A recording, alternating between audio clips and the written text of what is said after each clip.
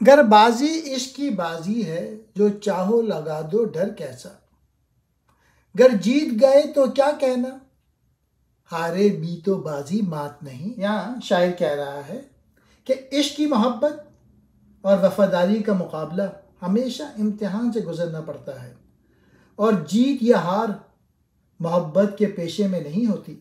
جس دھت سے کوئی مقتل میں گیا، وہ شان سلامت رہتی ہے۔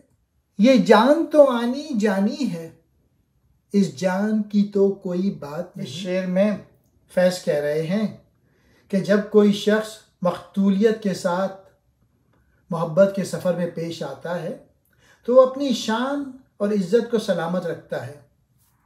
یہاں دھج کا مطلب طرز یا طرح ہے جو دکھایا جاتا ہے کہ یہ شخص مختلف اور بہادر طریقے سے محبت کا اظہار کرتا ہے، چاہے وہ محبت کی زبان ہو یا عمل ہو۔